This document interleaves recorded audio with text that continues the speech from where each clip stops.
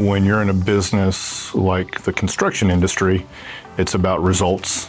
It's about delivering on what you say you're going to do, and it's about delivering a great product. And so for me, from an early onset, delivering on quality became very personal. And quality is a very overused word. It's an easy buzzword to talk into. It's gets thrown around a lot, but what's behind the word quality? What does that really mean?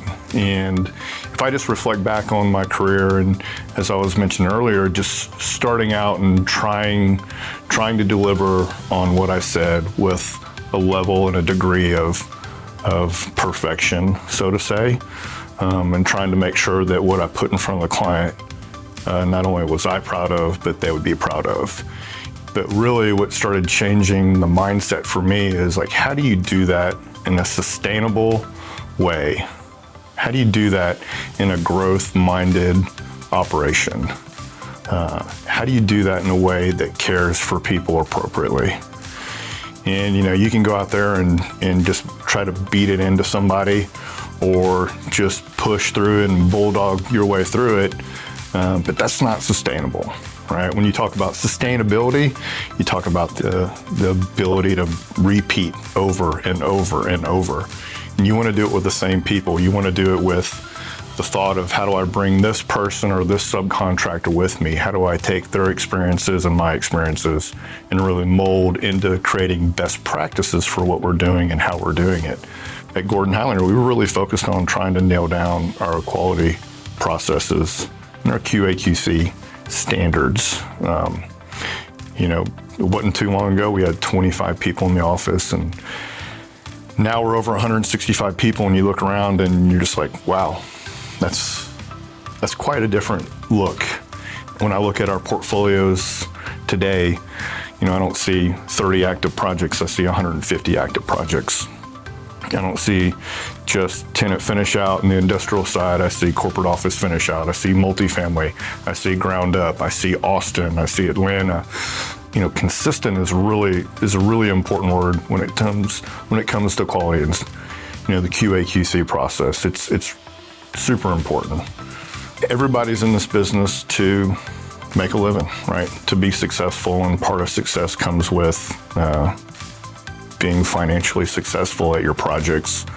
And so when you're planning complexities, we have a great responsibility and a great influence on how well people can operate and execute inside the environments that we put them in. And people will want to do work with other people that help them achieve their goals. So when we're working with our subcontractor partners, that's part of the mindset. Is like, how do we help make sure that our team can be successful as well? But our job is to try to make sure that we take the best practices, the lessons learned, the tools, the techniques, and communicate those across the spectrum of employees and subcontractors that we have. And that gives us the opportunity to be successful and sustainable. I remember, a very unique project that we were on. We had super tight time frames, really complicated scope, really tight tolerances on building out a structural mezzanine for one of our e-commerce clients. The approach that we took to building out this facility for them was one that it was in complete collaboration with our vendors and our client, and just taking the time to sit down, pre-plan, create good checklists, go through how you're going to validate and verify, making sure that the plan makes sense for all the people involved. It hit our schedule commitments and requirements, and then you go into execution. And when you go into execution, there's going to be times where it doesn't work the way you plan it. And so what do? It's come back to the table, it's re-engage, and it's move forward.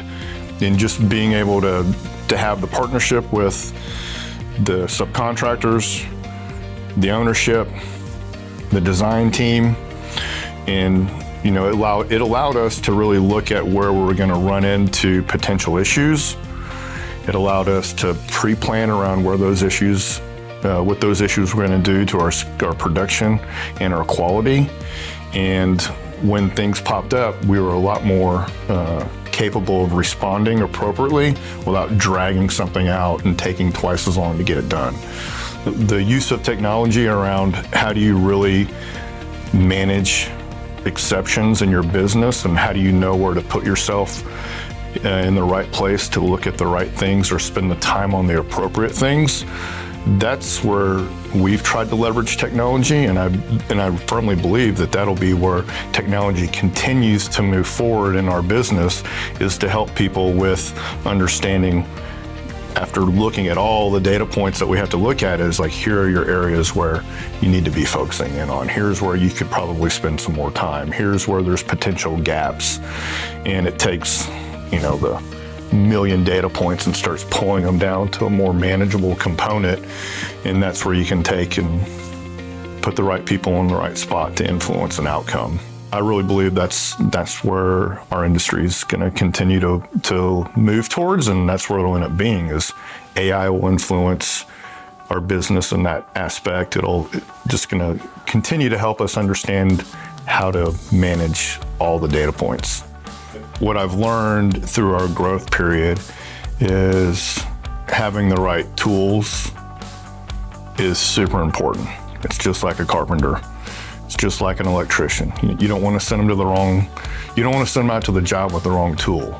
So what are the right tools to really create a sustainable QA/QC process? And about 5 years ago, we partnered up with Procore and started that process of getting that project management tool into our DNA and into our standard operating procedures. And it takes a minute, right? Something like that, you can go from buying as little of the product to all of the product. Where we're at today, just really excited about what the structure of the tool is, how we're able to put our best practices on paper and actually teach into it with our organization and use that to help drive the next generation of builders.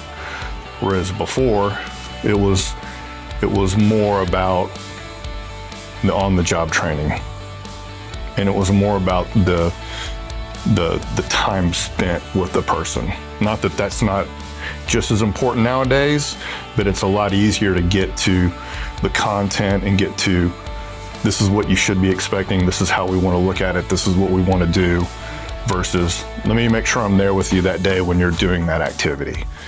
So I think that's really going to help us continue to expand and grow and maintain the level of quality and the level of standardization that we expect on our projects.